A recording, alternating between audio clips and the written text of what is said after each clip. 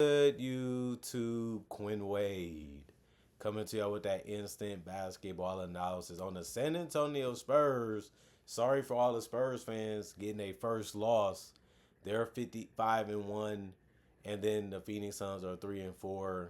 The Suns won the game 130 to 118, and the Suns they got off to a good start, 31 to 24, and then they really opened it up 39 to 28. And the game was basically over at that point because they won the third quarter also 32 to 26.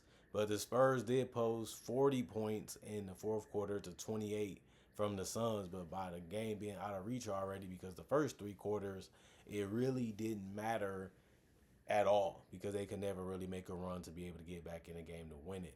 Harrison Barnes, 27 minutes, 13 points, 4 rebounds. Two of them was offensive with 2 assists and a steal.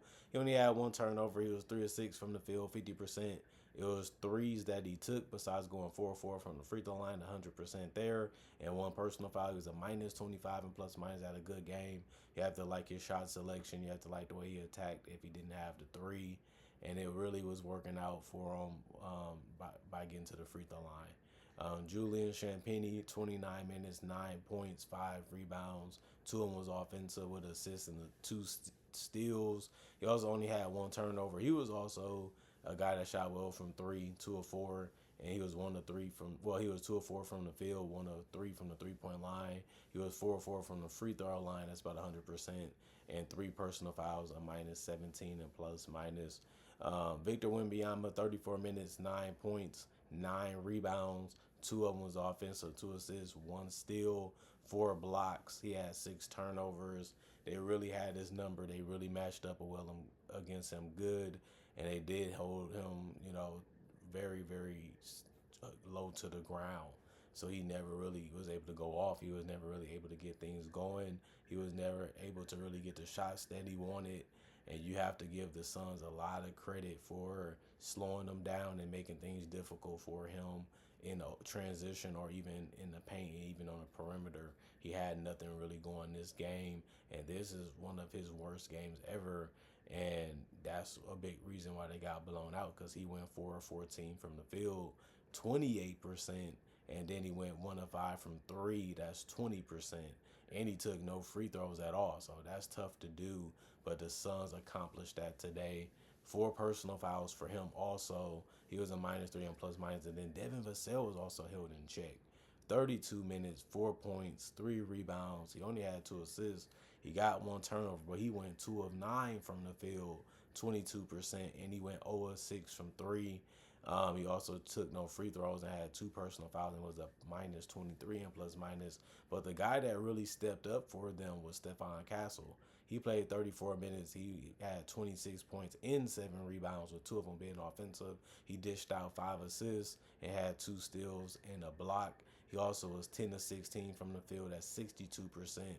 2 of 5 from three. That's 40%. And 100% from the free throw line. He had the three ball going, had the mid range going. Of course, he attacked the paint, and all of it was working for him tonight. The problem with him, though, was that he had 5 personal fouls, and he was a minus 15 and plus minus. Keldon Johnson gave them the best scoring off the bench with 24 minutes being played.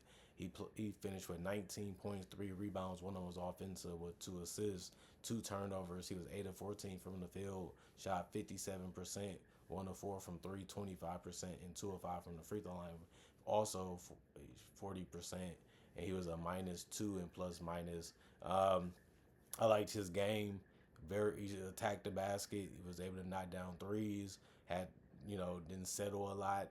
You have to like that from him. Like I said, he's one of their best scorers. So he continued that today, and you just want him to do it in the future. Two, Harrison Ingram, 5 minutes, 2 points. He also had 2 rebounds. They all was offensive. 1 or 2 from the field, 50%. No threes and no free throws. 2 personal plus 9 and plus minus. David Jones Garcia, 5 minutes, 2 points, 2 rebounds. One of them was offensive, 2 assists. 1 of 3 from the field, 33%. No threes or free throws because he went 0 of 2 there from the free throw line, making none of them. Plus 9 and plus minus for him. Carter Bryant, 10 minutes, 10 points, 1 rebound, 2 steals. 4 of 8 from the field, 50%, 1 of 3 from the 3 point line, 33%, 1 of 1 from the free throw line, 100%. One personal foul, +8 and plus minus. Riley, 5 minutes, 9 points, 1 rebound, 1 steal, 4 of 6 from the field, 66%, 1 of 3 from the 3 point line, 33%. One personal foul in the +9 and plus minus. Bismack Biyombo, 6 minutes, 1 rebound, 1 assist. 0-1 from the field, 0%. One personal foul, -15 and plus minus. Jordan McLaughlin, 19 minutes, 3 points, 2 rebounds. It was all offensive with 4 assists and 2 steals. 1 of 7 from the field, 14%. 1 of 1 from the free throw line, 100%. One personal foul and a +12 and plus minus. And then Dylan Harper also had a decent game. He finished with 12 points in 11 minutes. He only got 1 rebound, no assists, but he did get a turnover. He was 5 of 8 from the field, 62%, and 2 of 2 from the free throw line, 100%. A real strong performance for him. Really was efficient, really attacked the right way, and also was able to get to the free throw line. You have to like his decision making and his scoring so far this season has been one of the better rookies as we expected, and he has definitely been that so far. So you probably want him to get more minutes, but look at all the players that they have in front of them. They all more stronger, more taller.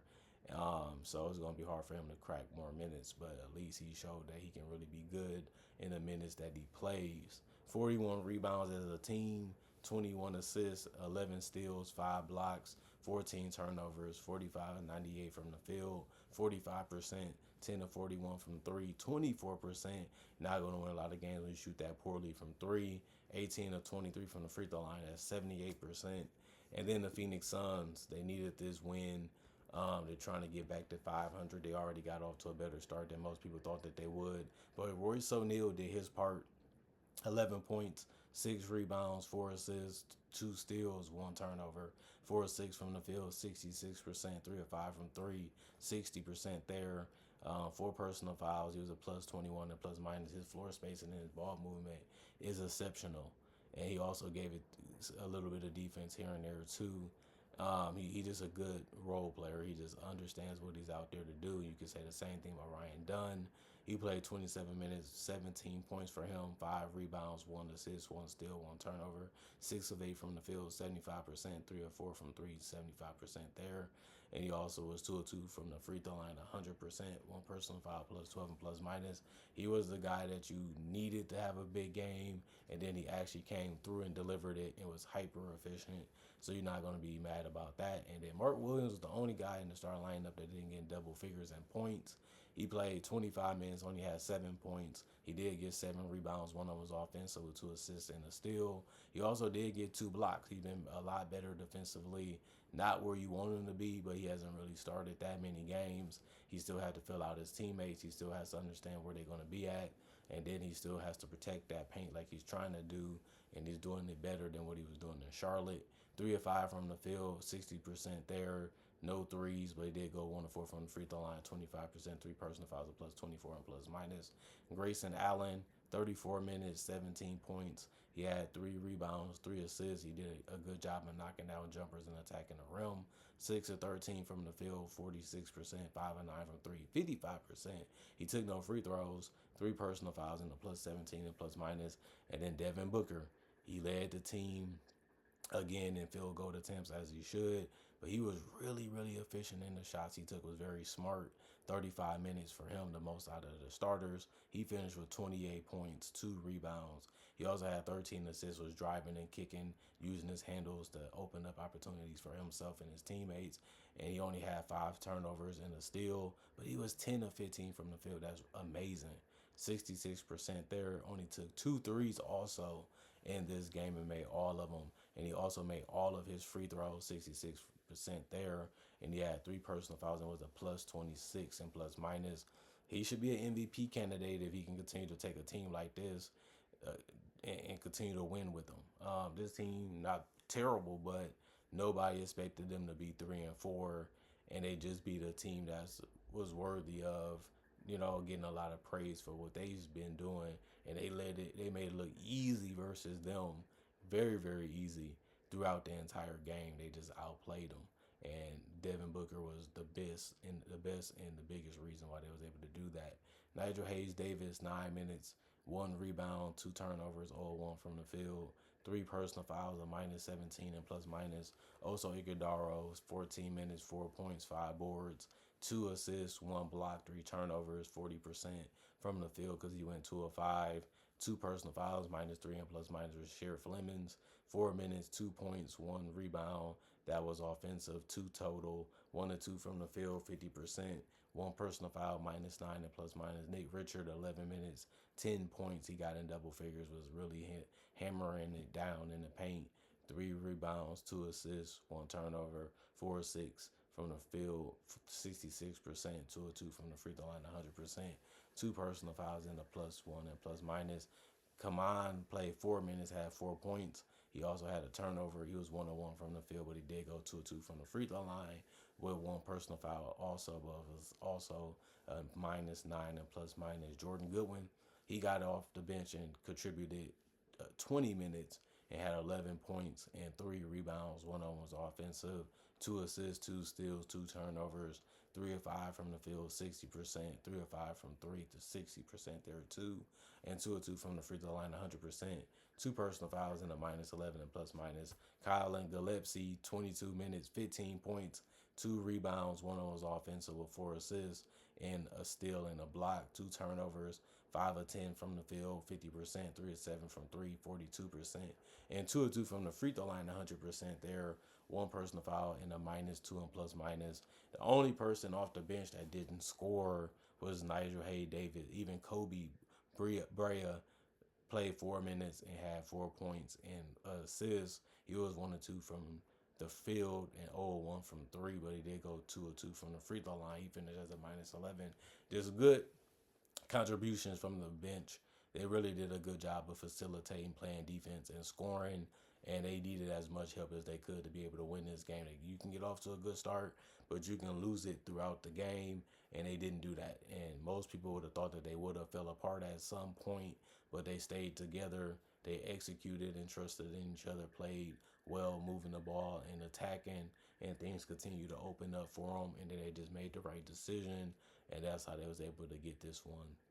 39 rebounds. They actually got beat in that statistical category, but they had 34 assists. That was 13 more than the Spurs. They also had 8 steals. The Spurs beat them by 3. They also had 1 less block than the Spurs, but they also committed 20 turnovers, which was more than the Spurs. But here go the difference was they shot 46 of 79, 58% from the field. That's 13 percentage higher than the Spurs. 19 of 33, 57% from three. Like I said, the Spurs only shot 24%. That's going to be a big way to lose if you can't stop anything defensively. And then 19 of 22 also shot 1 less free throw, but they shot it at 86%, while the Spurs shot theirs at 78%. And then they also did commit more personal fouls with 26, but it didn't matter because the Spurs couldn't hold them, they couldn't guard them, they couldn't stop them, and the Suns was getting whatever they liked all game offensively. It was just about knocking it down and putting it in the basket, which they was able to do on all levels of scoring, including free throws today. And they can't complain about that because that's what they had to do to win, and they did. So their game plan worked, their teamwork worked, and the Spurs just was scattered all over the place. They didn't know where to go. They was late on rotation, wasn't communicating, leaving guys open, and the Spurs just was making the Suns were just making them pay over and over again for miscommunication and defensive breakdowns, and they did it for 4 quarters, and that's why they was able to win this game. Comment, like, subscribe, share, hit the notification bell to get the analysis when it first come out. Also do conversation videos just like this about various NBA only topics. Also do breakdowns with real footage of legends, current legends, rookies, and also future stars. And also do mock draft and draft coverage. Plus I got over 3,000 plus videos already on my channel, and I try to upload videos each and every day throughout the day to always give my fans and subscribers something to watch and to enjoy when it comes to NBA and basketball content. Other than that, thanks for watching, thanks for the support, thanks for making time for me, and thanks for appreciating the content for what it is and continuing to come back and enjoy how I break the game down, how I talk about the game, and how I enjoy the game. I'm sharing that experience with y'all, and it's good to see that y'all love and enjoy it for how it is and how it's made. Other than that, thanks for that. Y'all stay blessed up. Y'all stay good. Peace out. See y'all later today with more analysis. And I'm gone for now, and I hopefully will see y'all later.